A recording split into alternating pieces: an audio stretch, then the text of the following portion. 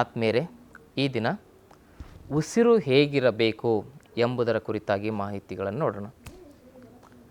ಉಸಿರು ಇದು ನಮ್ಮ ಜೀವನದ ಹೆಸರು. ಉಸಿರಿಲ್ಲದೆ ಇದ್ದರೆ ನಮ್ಮ ಜೀವನಕ್ಕಿಲ್ಲ ಹೆಸರು. ನಮಗೆ ಉಸಿರಿರೋರಿಗೂ ನಮ್ಮ ಹೆಸರನ್ನು ಸೂಚಿಸಿ ಕರೀತಾರೆ. ಉಸಿರು ಹೋದ್ಮೇಲೆ ಹೆಣ ಯಾವಾಗ ಹೋಗುತ್ತೆ, ಹೆಣ ಯಾವಾಗ ಬರುತ್ತೆ, ಕಾಮನ್ ವರ್ಡ್ ಆಗ್ತದೆ. ಹೆಣ ಅಂತ ಕರೀತಾರೆ, ನಮ್ಮನ್ನು ಡೆಡ್ ಬಾಡಿ ಅಂತ ಕರೀತಾರೆ.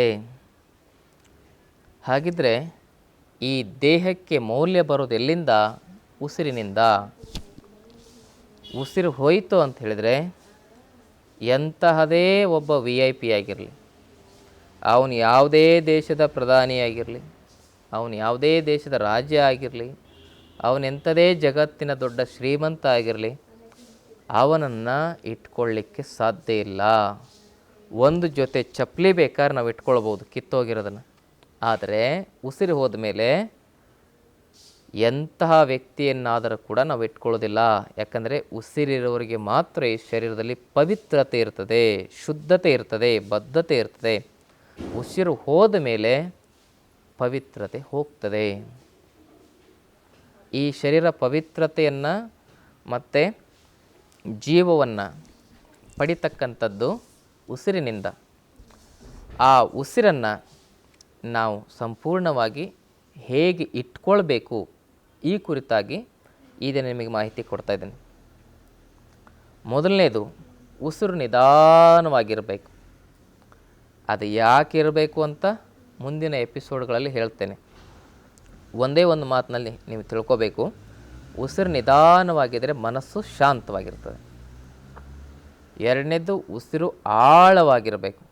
ಉಸಿರು ಆಳವಾಗಿದ್ದರೆ ನಿಮಗೆ ಆಯಸ್ಸು ಹೆಚ್ಚಾಗುತ್ತೆ. ಅದು ಹೇಗೆ ಅಂಥೇಳಿ ಮುಂದಿನ ಕಾರ್ಯಕ್ರಮಗಳಲ್ಲಿ ನಿಮಗೆ ಹೇಳ್ತಾ ಹೋಗ್ತೇವೆ ನಾವು. ಆಳವಾಗಿದ್ದರೆ ಆಯಸ್ಸು ಹೆಚ್ಚು, ನಿಧಾನವಾಗಿದ್ದರೆ ಮನಸ್ಸು ಪ್ರಸನ್ನವಾಗಿರುತ್ತೆ. ಉಸಿರು ಲಯಬದ್ಧವಾಗಿರಬೇಕು. ಉಸಿರು ಲಯಬದ್ಧವಾಗಿದ್ದರೆ ಮನಸ್ಸು ಚುರುಕಾಗಿರ್ತದೆ. ನಮ್ಮ ಮನಸ್ಸು ಏನಾಗಿದೆ ಅಂತೇಳಿದ್ರೆ ಈಗ ಮಂದಾಗಿಬಿಟ್ಟಿದೆ. ಉಸಿರು ಲಯಬದ್ಧವಾಗಿದ್ದರೆ ಮನಸ್ಸು ಮತ್ತು ಶರೀರ ಚುರುಕಾಗಿರ್ತವೆ. ಇನ್ನು ಉಸಿರು ಶಬ್ದರಹಿತವಾಗಿರಬೇಕು. ಉಸಿರು ಹೇಗಿರಬೇಕು ಅಂತೇಳಿದ್ರೆ ಶಬ್ದ ಇಲ್ಲದೆ ಇರಬೇಕು. ಭಾಳ ಜನ ನೋಡಿ ಉಸಿರಾಡ್ತಾ ಇದ್ದರೆ ಬೇರೆಯವ್ರಿಗೆಲ್ಲ ಆ ಶಬ್ದ ಕೇಳಿನೇ ತಲೆನೋವು ಬರ್ತದೆ. ಗೊರಕೆ ಹೊಡಿತಾ ಇರ್ತಾರೆ ನೋಡಿ, ಅವ್ರ ಪಕ್ಕಕ್ಕೆ ಮಲ್ಕೊಂಡವ್ರಿಗೆ ನಿದ್ರೆ ಕನಸಿನ ಮಾತು. ಅಂಥ ಸೌಂಡ್ಫುಲ್ಲಾಗಿರ್ತಕ್ಕಂಥ ಉಸಿರಾಟ ಇದು ನಮ್ಮ ಶರೀರದಲ್ಲಿ ಮಾರಣಾಂತಿಕ ಕಾಯಿಲೆಗಳಿಗೆ ಕಾರಣ ಆಗ್ತದೆ. ಅದಕ್ಕೆ ಉಸಿರು ಹೇಗಿರಬೇಕು? ಶಬ್ದರಹಿತವಾಗಿರಬೇಕು. ಶಬ್ದರಹಿತವಾಗಿ ನಾವು ಉಸಿರಾಡ್ತಾ ಇದ್ದೇವೆ ಅಂತೇಳಿದ್ರೆ ಮನಸ್ಸು ಮತ್ತು ಶರೀರದ ಮಧ್ಯೆ ಒಂದು ಕನೆಕ್ಷನ್ ಸಂಪೂರ್ಣವಾಗಿ ಆ್ಯಕ್ಟಿವೇಟ್ ಆಗ್ತದೆ. ಮನಸ್ಸಿಗೆ ಸೈಕೋ ಅಂತ ಕರೀತಾರೆ, ಶರೀರಕ್ಕೆ ಸೊಮ್ಯಾಟಿಕ್ ಅಂತ ಕರೀತಾರೆ. ಸೊಮ್ಯಾಟಿಕ್ ಕನೆಕ್ಷನ್ ಸರಿಯಾಗಿರಬೇಕು ಅಂದರೆ ಉಸಿರು ಶಬ್ದರಹಿತವಾಗಿರಬೇಕು. ಶರೀರದಲ್ಲಿರ್ತಕ್ಕಂಥ ಐಚ್ಛಿಕ ಅನೈಚ್ಛಿಕ ಪ್ರಕ್ರಿಯೆಗಳೆಲ್ಲವೂ ಕೂಡ ಕ್ರಿಯಾಶೀಲವಾಗಿ ನಡಿಬೇಕು ಅಂತ ಹೇಳಿದ್ರೆ ನಮ್ಮ ಉಸಿರು ಶಬ್ದರಹಿತವಾಗಿರಬೇಕು.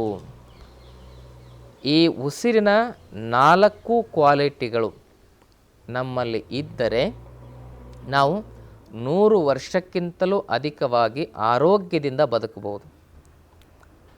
ಉಸಿರು ನಿಧಾನವಾಗಿರಬೇಕು, ಶಬ್ದರಹಿತವಾಗಿರಬೇಕು, ಲಯಬದ್ಧವಾಗಿರಬೇಕು, ಆಳವಾಗಿರಬೇಕು.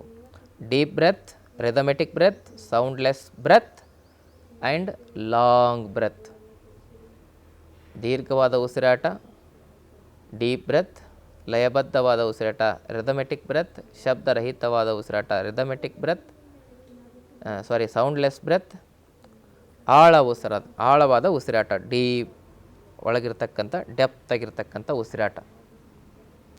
ಹೀಗೆ ಈ 4 ಕ್ವಾಲಿಟಿಗಳು ನಮಗಿರಬೇಕು ಉಸಿರಿನಲ್ಲಿ. ಇಲ್ಲಾಂದರೆ ಏನಾಗ್ತದೆ? ತೊಂದರೆ ಉಂಟಾಗ್ತದೆ. ಈ 4 ಕ್ವಾಲಿಟಿಗಳು ನಮ್ಮ ಉಸಿರಿಗೆ ಬರಬೇಕು ಅಂದರೆ ನಾವೇನು ಮಾಡಬೇಕು? ಪ್ರಾಣಾಯಾಮಗಳನ್ನು ಅಭ್ಯಾಸ ಮಾಡಬೇಕು. ಕಪಾಲಭಾತಿ, ಭಸ್ತ್ರಿಕಾ, ನಾಡಿ ಶೋಧನ, ಉಜ್ಜಾಯಿ, ಶೀತಲಿ, ಶೀತಕಾರಿ, ಭ್ರಾಮರಿ, ಈ ಪ್ರಾಣಾಯಾಮಗಳನ್ನು ನಿರಂತರವಾಗಿ ನಿಯಮಿತವಾಗಿ ಅಭ್ಯಾಸ ಮಾಡಿದರೆ ನಮ್ಮ ಉಸಿರಿಗೆ ಈ 4 ಕ್ವಾಲಿಟಿಗಳು ಬರ್ತವೆ. ಈ 4 ಕ್ವಾಲಿಟಿಗಳು ನಮ್ಮ ಉಸಿರಿಗೆ ಯಾವಾಗ ಬರ್ತವೆ? ಆವಾಗ ನಮ್ಮ ಆಯಸ್ಸು 100 ವರ್ಷಕ್ಕಿಂತಲೂ ಅಧಿಕವಾಗಿರ್ತದೆ.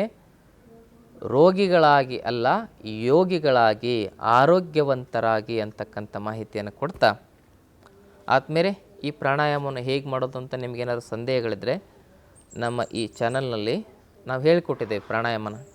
ಈ ಚಾನಲ್ನಲ್ಲಿ ಹುಡುಕಿ, ಇಲ್ಲಾಂದರೆ ಡಿಸ್ಕ್ರಿಪ್ಷನ್ ಬಾಕ್ಸಲ್ಲಿ ಅದರ ಲಿಂಕ್ ಇರ್ತದೆ, ಅದನ್ನು ಕ್ಲಿಕ್ ಮಾಡಿ. ಪ್ರಾಣಾಯಾಮಗಳನ್ನ ಹೇಗೆ ಮಾಡಿದ್ರು ಎಂಬುದರ ಕುರಿತಾಗಿ ಮಾಹಿತಿ ನಿಮಗೆ ಸಿಗ್ತದೆ.